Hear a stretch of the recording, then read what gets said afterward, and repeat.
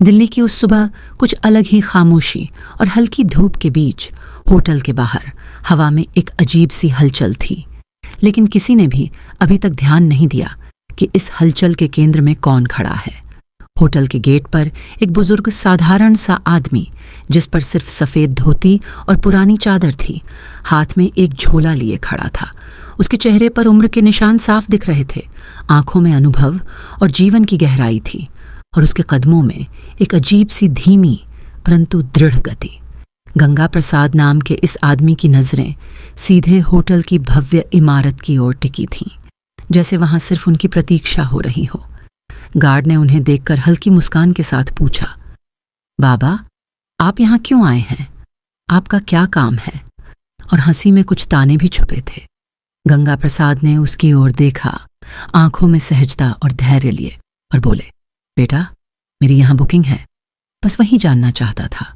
Guard हंसा, साथी को इशारा किया और बोला, देखो तो, बाबा कह रहे हैं इनकी यहाँ बुकिंग है। होटल की चमक दमक और लॉबी की आलीशान सजावट के बीच यह साधारण व्यक्ति किसी भूल भुलैया में खोया सा लग रहा था। तभी रिसेप्शनिस्ट राधा कपूर ने इस दृश्य को देखा। उसने गंगा प्रसाद को ऊपर से नीचे तक देखा। उसके चेहरे पर ताने और उपेक्षा का हल्का सा निशान झलक रहा था। उसने कहा, बाबा, मुझे नहीं लगता कि आपकी कोई बुकिंग इस होटल में होगी। यह होटल बहुत महंगा है, शायद आप गलत जगह आ गए हैं। गंगा प्रसाद ने हल्की मुस्कान के साथ कहा, बेटी, एक बार चेक कर लो, शायद मेरी बुकिंग यहीं हो। राधा ने कंधे उचकाए और कहा, ठीक है बाबा, इसमें थोड़ा समय लगेगा, आप वेटिंग एरिया में जा बैठिए।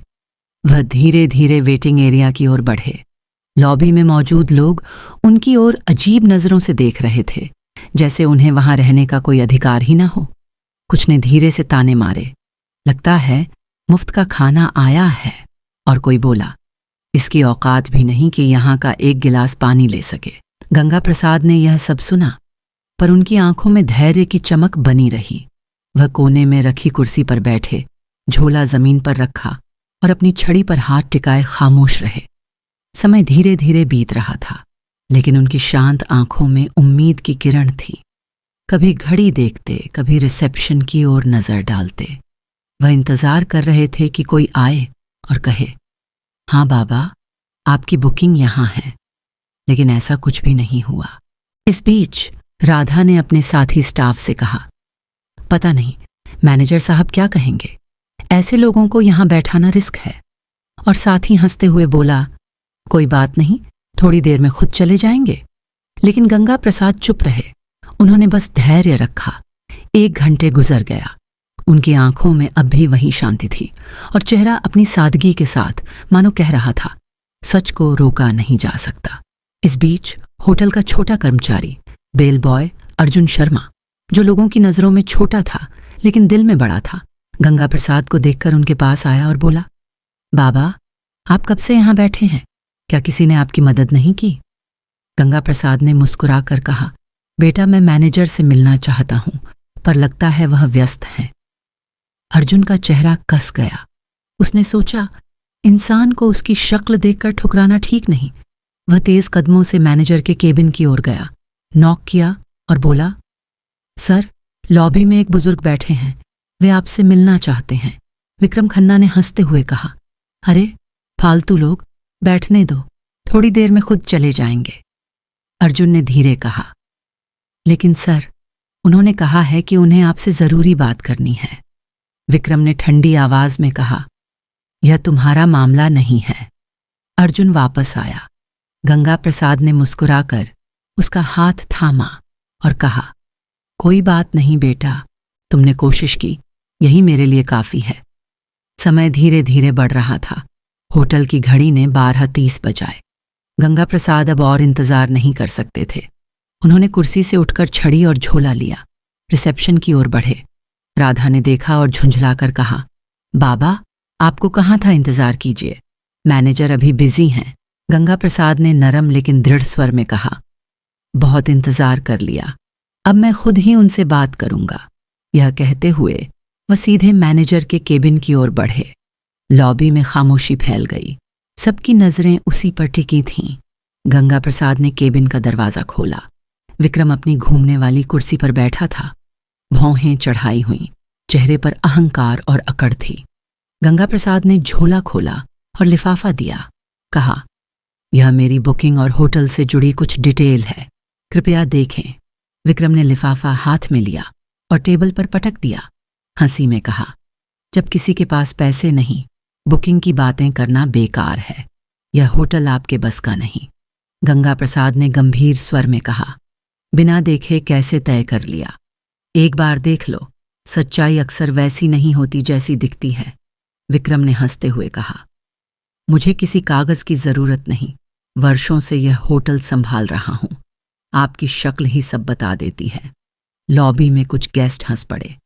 गंगा प्रसाद ने गहरी सांस ली, लिफाफा टेबल पर रखा और शांत स्वर में कहा, ठीक है, जब यकीन नहीं तो मैं चला जाता हूं, पर याद रखना, जो आज किया उसका नतीजा भुगतना पड़ेगा। वह होटल से बाहर चले गए। पीछे बैठे गेस्ट फुसफुसाए। होटल मैनेजर ने सही किया, लेकिन बेल बॉय अर्जुन लिफाफा लेकर कंप्यूटर पर रिकॉर्ड देखने गया। कुछ ही देर में उसकी आंखें खुलीं।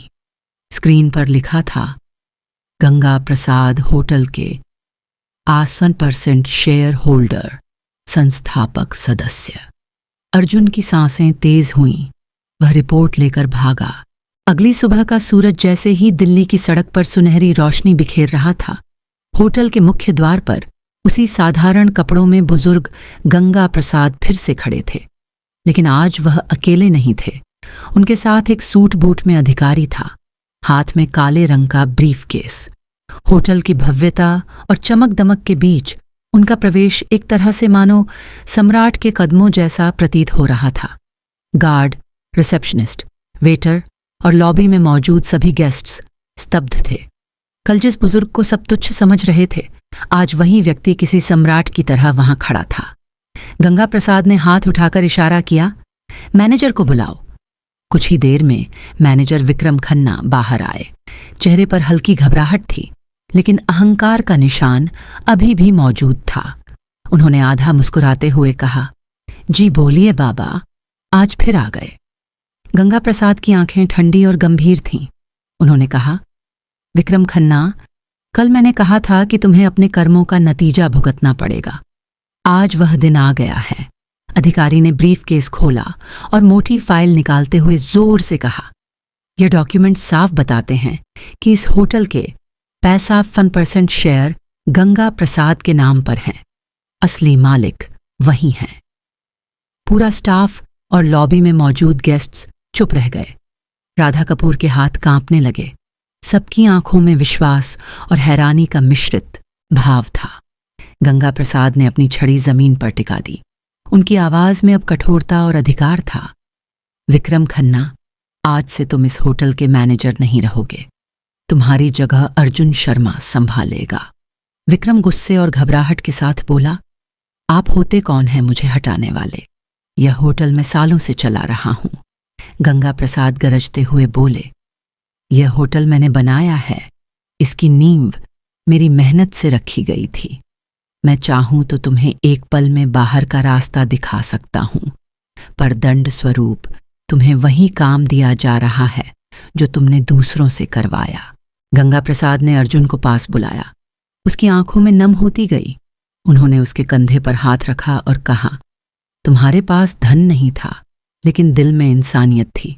यही असली काबिलियत है, इसलिए तुम इस पद के हकदार हो। अर्जुन ने रोते हुए कहा, साहब, मैंने तो बस इंसानियत निभाई थी। गंगा प्रसाद मुस्कुराए और बोले, यही सबसे बड़ी योग्यता है बेटा। फिर उन्होंने रिसेप्शनिस्ट राधा कपूर की ओर देखा। उनकी नजर इतनी कठोर थी कि राधा कांप गई।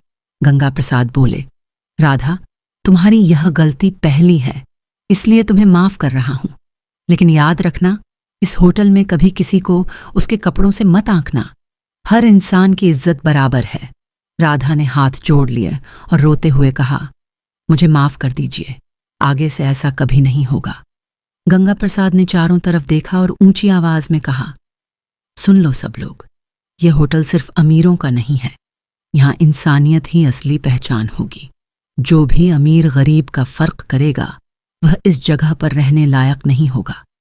लॉबी में मौजूद गेस्ट्स ने जोरदार तालियां बजाईं। जो कल तक उन्हें तुच्छ समझ रहे थे, आज वहीं उनके सामने झुक गए। गंगा प्रसाद ने अंत में कहा, असली अमीरी पैसे में नहीं, सोच में होती है। अगर सोच बड़ी हो तो इंसान खुद ही बड़ा बन जाता है। यह शब्द जैसे लॉबी की हर दीवार, हर कोने में गूंज रहे थे। होटल का माहौल पूरी तरह बदल गया। स्टाफ अब हर गेस्ट के साथ सम्मान से पेश आने लगे। गंगा प्रसाद की कहानी ने यह साबित कर दिया कि असली पहचान और सम्मान किसी व्यक्ति की बाहरी दिखावट से नहीं, बल्कि उसके भीतर की इंसानियत से होती है।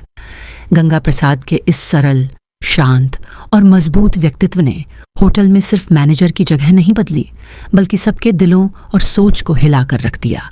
सबने देखा कि इंसानियत का सम्मान करने वाला ही असली अमीर होता है।